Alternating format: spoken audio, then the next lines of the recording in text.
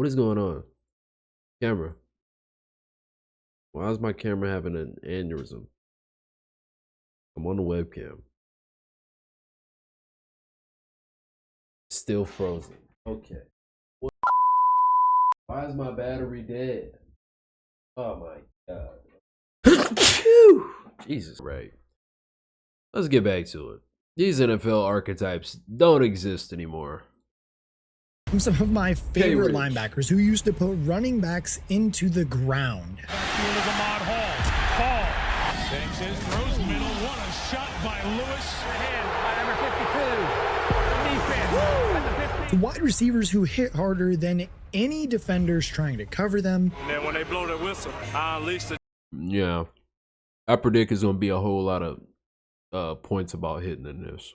Dragon. I try to knock me somebody's ass out and smile after I do it. I mean, could you imagine an actual NFL wide Hey, W Saints hat. I like that. receiver saying something like that today? Of course not. That's because the NFL has lost some of its most fun archetypes as the years go on. And look, yes, you're probably sick and tired of hearing old heads or unk or just boomers, whatever you want to say that the NFL has gone soft. But here's the thing. I don't think they're entirely wrong. The game is just different. And I think the NFL has gotten soft. I'm going to say it. They have.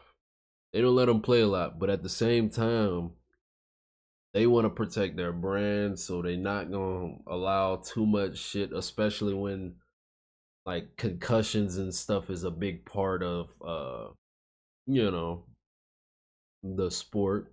And when niggas coming out having fucking CTE and going crazy and shit, they don't want to be linked to all that shit. So yeah, that's what they doing. They coming out with Guardian caps and all this other shit. This is a bad pause. My bad, bro. Well, if you are new around here, I'm K-Rich Productions, and today we're going to be looking at 6 player archetypes that the modern NFL is killing off. Starting with the one that might surprise you the most, statue quarterbacks. This one for me is one of the wildest contradictions in football today, as the classic true just statue quarterback is one of the biggest losers in the modern NFL. And you're probably looking at your screen saying, wait, what? But just hear me out, because I know in an era where the nowadays you need a quarterback that can move around that motherfucking pocket, boy. I ain't gonna even lie to you, because defense is getting better and better. You see a guy like Ruben Bain, Myles Garrett, Micah Parsons. These niggas is not fat at all. Well, Ruben Bain got a little gut on him, but these niggas is built like muscle and they quick off the line. So you need, like, I don't know, you need somebody that can move around that bitch at least a little bit. Passing game is just kind of more prevalent than it's ever been. You'd think the guys who are throwing the ball would be thriving, but not all quarterbacks have benefited from the recent shift. If you think about the most dominant starting quarterbacks in the league today, think Lamar Jackson, Josh Allen, Patrick Mahomes, and even Joe Burrow to some extent, they all have one thing in common: escapability. Yes, to varying degrees, but again, all of these guys can dodge pressure. When you look at the great quarterbacks of the 2000s, Tom Brady, Peyton Manning, Big Ben, and the GOAT, Drew Brees. Okay. Drew Brees, my motherfucking GOAT. Wait, were you even listening? Golly, these ass annoying. They didn't move at all. They literally couldn't. Drew Brees will light you up 500 yards a game. They were statues who ran the game really from like the pocket. Even Brady himself seems to think they've gone extinct because coaches are forced to throw their franchise quarterbacks out there too early, so they basically just send the most athletic guy out there and pray. I think it's just a tragedy that we're forcing these rookies to play early, but the reality is the only reason why they are is because we dumbed the game down, which has allowed them to play. It used to be thought of at a higher level. We used to spend hours and hours in the offseason and training camp trying to be a little bit better than next year, but I think what happens is it discourages the coaches from going to deep levels because they realize the players don't have the opportunity to go to a deep level, so they're just going to teach them where they're at. And honestly, I think there is some truth to what he's saying there. I mean, good God. Hell, look at Anthony Richardson. He's a prime example of what happens when you put the most athletic guy out there and just hope he's good at quarterback. Because the truth is, hardly any teams at all have the patience to actually develop their quarterbacks anymore. So instead, they just take whatever plays work for the most athletic guy on their roster and throw those out there. They're not patient and they're not waiting for the guy to become their best long-term quarterback. They just want the guy that can save their season right now. But Peyton Manning has a different take. He thinks the archetype isn't fully dead yet, and in fact, with a guy like Lamar Jackson, he thinks we're getting the best of both worlds. So I think there is a place for the quarterback that knows when to get rid of the ball, to throw it on time. Look, I couldn't move like Lamar could, but you can still make quick decisions. And I think Lamar has adapted his game where he still is a pocket quarterback first. He is. Now, nobody's open, I can be Lamar. So I think there's a place for. And I remember when he was making that transition too, like everybody wasn't trying to give him credit as a real quarterback. And then he really like made it an emphasized thing, like, hey, I'm gonna sling that bitch first, and then I'm gonna run that hoe if I need to. Excuse me. Jesus. But Lamar, nice, bro.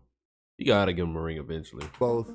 I think that's the best part about the NFL, that we can adapt to different players and their strengths. So then, honestly, when you put it that way, maybe the playstyle hasn't gone extinct then. Its best qualities were just adapted by more dynamic athletes, and now pocket passing wasn't a must-have anymore. It's just a skill set that can be taught to just about anyone. And even as Brady says too, NFL offenses may have gotten dumbed down a little bit, but them being easier to learn isn't necessarily a bad thing, especially if it's paved the way for just some of the electric offensive football we're seeing in today's NFL. So that might just be what it is now, the modern quarterback, more athletic, more mobile, and just better suited to today's pass-happy game. But here's the thing about that pass-happy game. Somebody's got to give something up. And well, it turns out the guys that, were dominating the offensive side of the ball and really weren't even ever asked to throw the ball, they're paying the highest price possible. Bruising backs and fullbacks. The good old. Yeah, I ain't gonna lie, you can't be no slow running back. They used to have running backs that wasn't even that fast for real. Just starting and fucking eating up niggas. I don't know how that shit just transitioned like that. A running back that would just run through a motherfucker's face. But nowadays you have guys like Saquon Barkley, Jahmyr Gibbs, Derrick Henry, and Bijan Robinson just lighting up the league. But in recent years, most of the conversation around the position has been about money. And yes, while partially the reason why the bruising back and the fullback have gone extinct is a little bit because of the money, that's not the entire story. For much of the 20th century, the position was always ruled by the good old power back. The guy that you could just hand the rock off to and let him wear down the defense for the entire game until eventually he would break off a big run and put the game to bed. For all 4 quarters, though, this guy was just damn near automatic in goal line situations. Why he keep on showing this run, my nigga?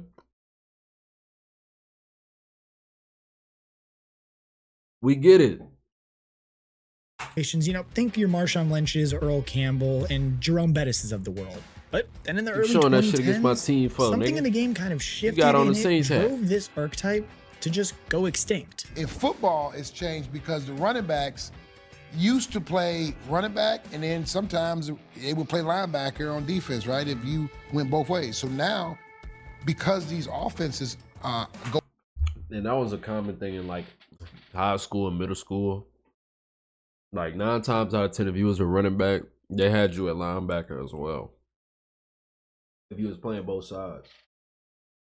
But nowadays, shit, I wouldn't be surprised them niggas move to safety or some shit. Like, oh yeah, I play both sides like that now. Lateral and not downhill, they want a smaller running back.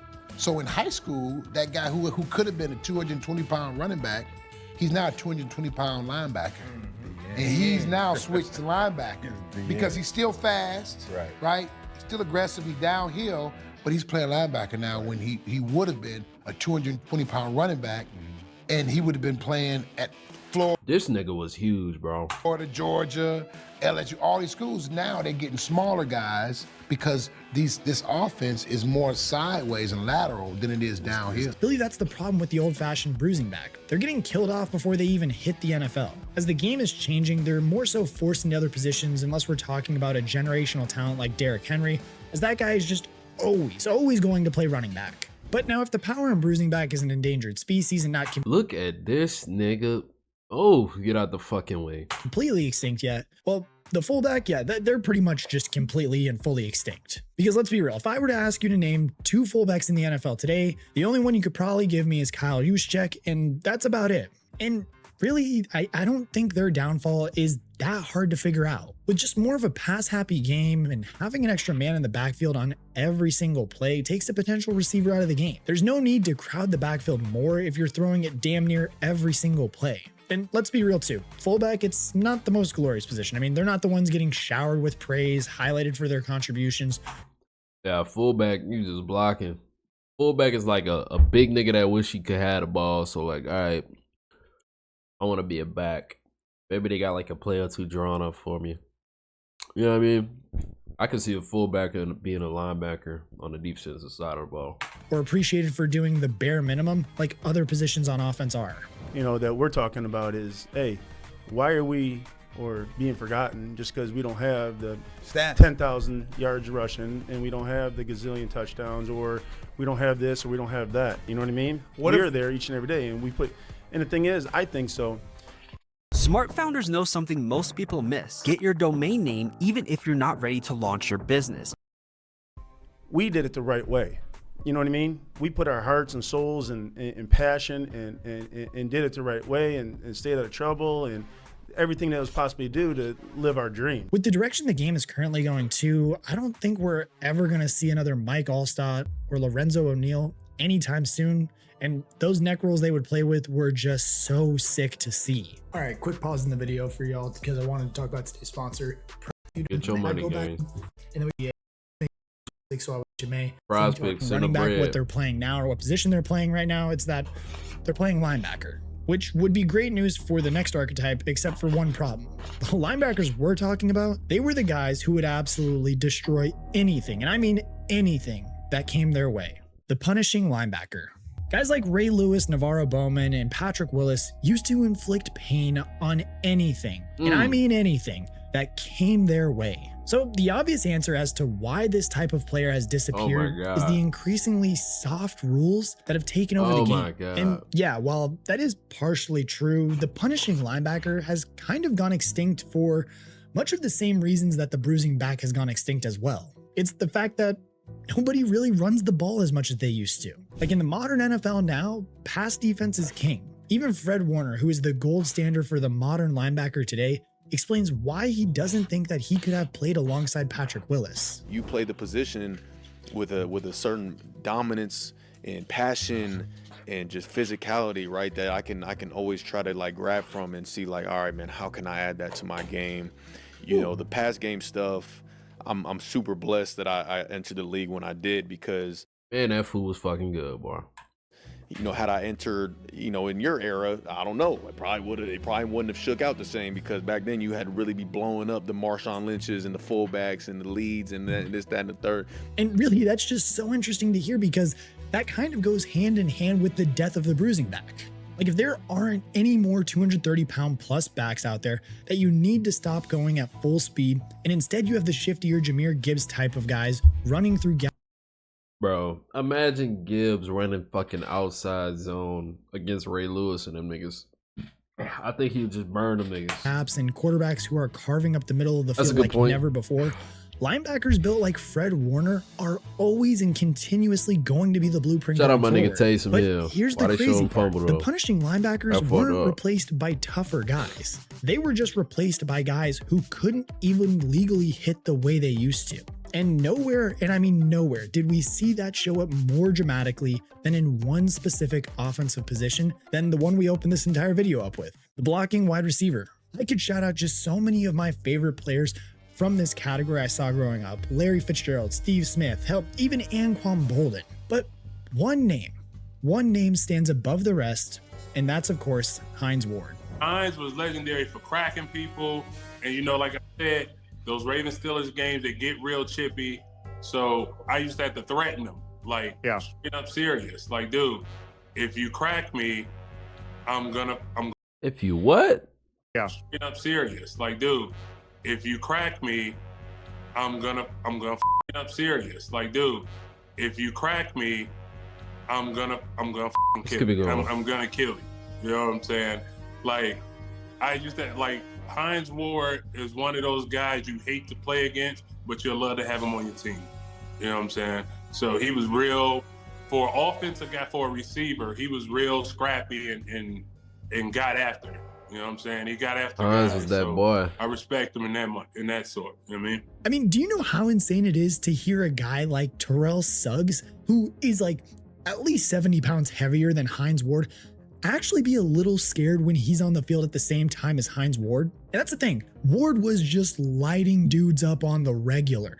His crackback blocks gave defenders a taste of their own medicine and set the tone for the Steelers' hard-nosed brand of football. He was easily one of the most physical receivers that the NFL had ever seen, but it also forced the league to institute some dramatic changes to the rules. Notably, the ban on blindside blocks in the 2009 offseason changed everything for him. And if you do want to see that one, go check out my video on NFL players who forced rule changes, because Ward is also obviously part of that one, because wideouts could just no longer knock the shit out of just unsuspecting opponents. On top of that too, again, add in the decrease in run plays, meaning less need for blocking, and the blocking wide receiver basically vanished. Teams have now since just sought out freak athletes of precise route runners, and run blocking became basically an afterthought when teams were scouting receivers. But even in Larry Fitzgerald's, I'm sure teams still would like to have a good run blocker though. Like I just heard Amon-Ra St. Brown talking about him having a block for Gibbs and how Dan Campbell be getting on the ass if they don't block and shit. Always been a basic part of it. Whoa. What's that? I just built a budgeting app in Base 44. Guys.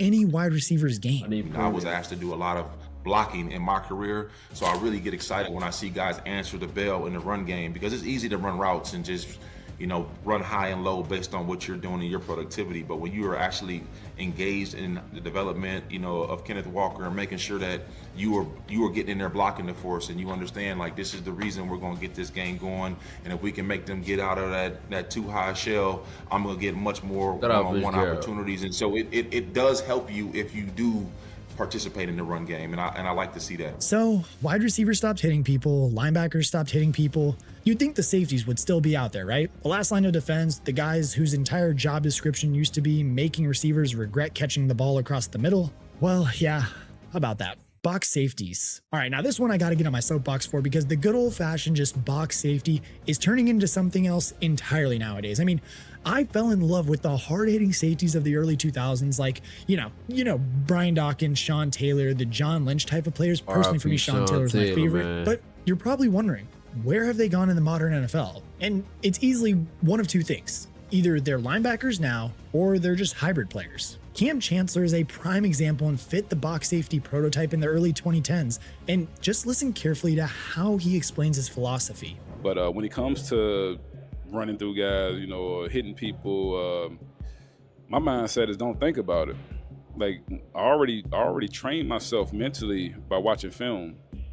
I watch how, you know, guys ticks. I watch that nigga was nice, bro. I watch the psychology of them when they run into people, if they slow down, if they turn it down, if they, you know, how they hit people, if they turn to the side. Like I look at every single thing, and tendencies, mannerisms, like all of that stuff. I pay attention. I understand body language. And I mean, to anyone who doesn't know ball or is just a non-ball knower, that just sounds absolutely psychotic.